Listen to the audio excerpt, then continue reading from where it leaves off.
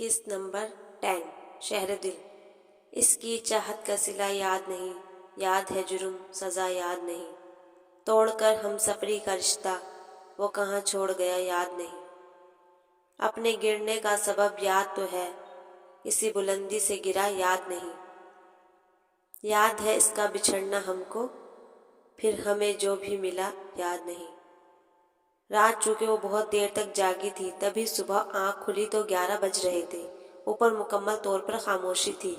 وہ فریش ہونے کے بعد نیچے آ گئی تو صحن میں بچھی چرپائی پہ موبائل فون پڑا تھا جس پہ یہ غزل چل رہی تھی۔ وہ نظر انداز کیے کچن کی سمت بڑھ گئی کہ ڈیوڑی میں کھڑی بائیک کو پائپ لگا کر دھوتے ہوئے ولید کو دیکھ کر وہ اتنا تو جان گئی تھی کہ یہ سیل فون اسی کا ہے۔ کچن صاف ستھرا تھا اور فضا کچن میں نہیں تھی۔ فضا جب نیچے کے دونوں کمرے بھی چیک کر لیے تو اس نے برآمدے میں کھڑے ہو کر فضا کو آواز دی تھی۔ دادا اپنے کمرے میں سو رہے تھے جبکہ تائمہ کا کمرہ خالی تھا۔ ولید کے کمرے اور بیٹھک میں اس نے اس لیے نہیں جھانکا کہ وہاں فضا کی موجودگی کا امکان بہت کم تھا۔ ولید حسن نے اس کی پکار پہ مڑ کر دیکھا۔ گلابی لانگ اسکرٹ اور بلو ٹاپ پہنے، لمبے بالوں کی چوٹی بنائے، سر پہ اونی گلابی ہی ٹوپی تھی۔ وہ کوئی خوبصورت نازک سی گڑیا دکھائی دے رہی تھی۔ فضا گھر پہ نہیں ہے، اماں اور چاچی جان کے ساتھ ہیرا آپا کی طرف گئی ہے، شاید ثانیہ کی شاپنگ کے سلسلے میں۔ ولید حسن نے اس کی تسلی کی خاطر جامع اور تفصیلی جواب دیا تھا۔ وہ جو پانی کی دھار کے ساتھ بائیک کے پہیوں سے گدلے پانی کو بہہ کر تیزی سے نشیب کی طرف جاتے دیکھ رہی تھی، بری طرح سے ٹھٹکی۔ وٹ؟ یعنی وہ سب لوگ مجھے تنہا چھوڑ کر چلے گئے؟ وہ پہلے زور سے چیخی تھی، پھر یہ انداز خود کلامی اور انتہائی غمگین ہو کر رہ گیا تھا۔ ڈونٹ وری، اشر کے علاوہ دادا بھی گھر پہ ہیں۔ اسے لگا کہ وہ مسکرایا ہے۔ ایمان کا روم روم سلنگ اٹھا۔ وہ پیر پٹکتی ہوئی دوبارہ کچن میں جا گھسی۔ سوئی ہوئی ہی تھی نا، مر تو نہیں گئی تھی کہ مجھے ناشتہ بھی کرنا تھا، کم از کم کھانے کو تو کچھ دے جاتی مجھے، جانتی بھی تھی مجھے کچھ بنانا نہیں آتا۔ دھلے دھلائے برتن پٹکتے ہوئے وہ اتنی زور زور سے بول رہی تھی کہ باہر ڈیوڑی میں مصروف ولید تک اس کی آواز بآسانی جا پہنچی۔ اسے اس کے موڈ کی خرابی کا اندازہ ہوا تھا۔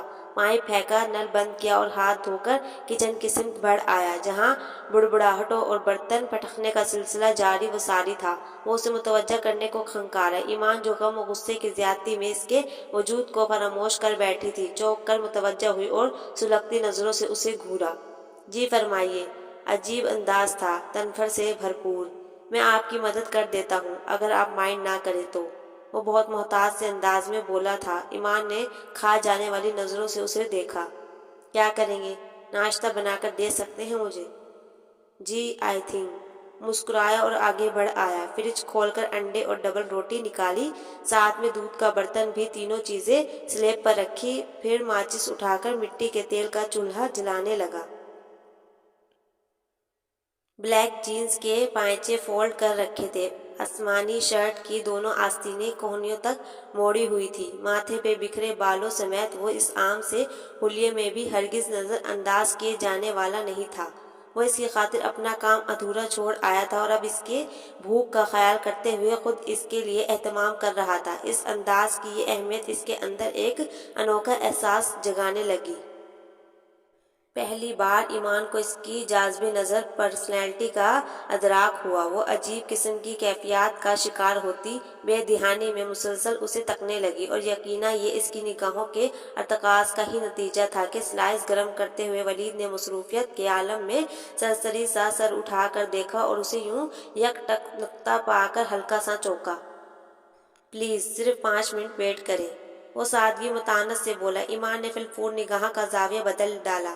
یہ لیجیے آپ کا گرما گرم ناشتہ۔ وہ واقعی اگلے چند لمحوں میں ٹرے اس کے سامنے لے آیا۔ ہاف فرائی انڈا، سکے ہوئے سلائس، چائے کا مگ اور دودھ کا گلاس۔ اسے یہ دیکھ کر گہرے استعجاب نے آن لیا کہ یہ وہی ناشتہ تھا جو وہ ہر روز کرتی تھی۔ اس نے متحیر نگاہوں کو اٹھایا اور جیسے خائف سی ہو گئی، وہ جھک کر ٹرے اس کے سامنے رکھ گیا تھا۔ اس کا لمبا چوڑا مضبوط وجود ایک لمحے کو صحیح گویا اس کے نازک سراپے پہ چھا سا گیا تھا۔ اس کے منہ سے اٹھتی آفٹر شیو لوشن کی مہک اس نے حواسوں کو جکڑ لیا تھا۔ محض ایک لمحے کی بات تھی، مگر وہ اسی ایک لمحے میں جیسے گم ہو گئی تھی۔ ولید حسن نے پھر سے پلٹ کر بہت سلیقہ مند سگڑ خاتون کی طرح دودھ کا برتن، بریڈ کا پیکٹ واپس فریج میں رکھا اور انڈوں کے چھلکوں کو کچن میں ہی سائڈ پہ دھرے ڈسٹ بن میں پھینک دیا۔ دھونے والے برتن اٹھا کر سنک میں رکھ دیے۔ ہر شے پہلے کی طرح معمول پر آ گئی تھی سوائے ناشتہ کرنے والے کے۔ سنیں، وہ پلٹ کر دروازے سے نکل رہا تھا جب وہ بے اختیار پکار بیٹھی۔ جی۔ وہ وہیں سے گردن موڑ کر سوالیہ انداز میں اسے دیکھ رہا تھا۔ انداز میں وہی بے نیازی اور ٹھہراؤ تھا۔ یہ سب کیوں کیا آپ نے؟ وہ کچھ کہہ نہیں پائی تو ہونٹ بھینچ لیے۔ ولید جیسے اس کی ان کہی بات سمجھ کر رواداری سے مسکرایا تھا۔ آپ ہماری مہمان ہیں، آپ کی ضرورت کا خیال رکھنا ہماری ذمہ داری۔ نرمی سے اپنی بات مکمل کر کے وہ باہر نکل گیا تھا۔ ایمان سر جھٹک کر ناشتہ کرنے لگی، مگر یہ سچ تھا کہ دل کہیں اندر ہی اندر پہلی بار اس کی اچھائی کا قائل ہوا تھا۔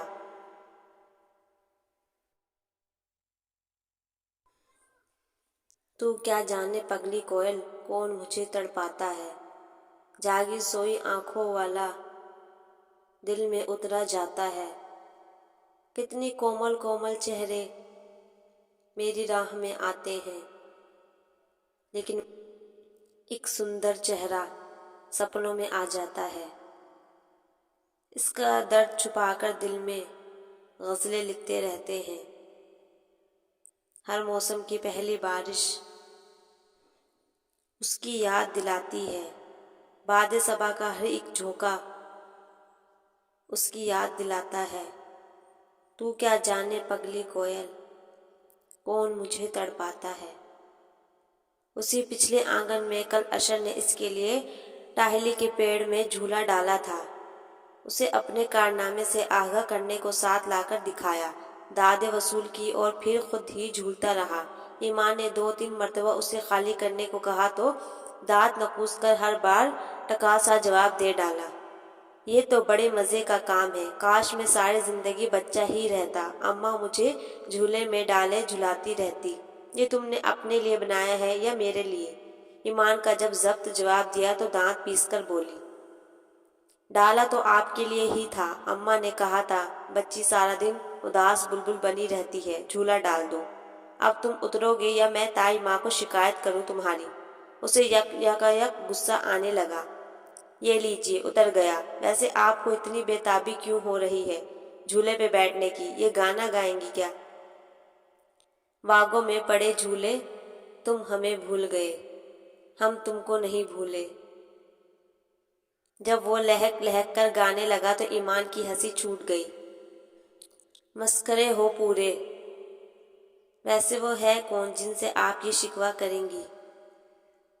وہ رازداری سے اس کی جانب جھکا۔ ایمان نے جھلا کر اسے پوری قوت سے پیچھے کی جانب دھکیل دیا۔ خود سے پوچھو، کیونکہ یہ گانا میں نہیں تم گا رہے ہو۔ ایمی، اشر واپس آؤ، تائی ماں بلا رہی ہے۔ فضا دروازے میں کھڑی پکار رہی تھی۔ ایمان نے ہاتھ ہلا دیا، آتے ہیں کچھ دیر میں، تم چلو۔ اوفو، ابھی آؤ، تائی ماں کہہ رہی ہے اس ٹائم پہ درختوں کے نیچے کھڑے ہونے کی ضرورت نہیں۔ فضا نے وہیں سے ہونک لگا کر کہا اور ساتھ لے کر ہی ٹلی، جس پر ایمان کو تاؤ سا آ گیا۔ اس وقت کیا ہوتا ہے؟ فضول کی باتیں۔ مغرب کا وقت ہونے والا ہے مادام، اور سنا ہے اس وقت بھوت پریت اپنے گھروں کو لوٹتے ہیں۔ اگر خوبصورت لڑکی کہیں نظر آ جاتی تو عاشق ہو جاتے ہیں۔ وہ سر جھٹکتے ہوئے دروازہ عبور کر کے گھر کے اندر آئی تو تائی ماں نل کے پاس بیٹھی کھیت سے آئی گاجریں دھو کر ٹوکری میں رکھ رہی تھی۔ کچھ فاصلے پر تازہ مولیوں اور گنے بھی بندھے پڑے تھے۔ تاؤ جی ابھی کچھ دیر قبل ہی کھیتوں سے لوٹے تھے۔ گجریلا پسند ہے دھی رانی کو۔ وہ ایک دھلی ہوئی گاجر اٹھا کر کھا رہی تھی جب تائی ماں نے اپنے مخصوص شفقت انداز میں اسے مخاطب کیا۔ گجریلا؟ وہ قطعی نہیں سمجھی تھی۔ گاجر کا حلوہ۔ اشر نے کچن کے دروازے کی چوکھٹ سے کاندھا ٹکا کر گویا اس کی مشکل آسان کی۔ اوہ جی، کھا لیتی ہوں۔ وہ مسکرانے لگی۔ تائی ماں کا جیسے سیر و خون بڑھ گیا۔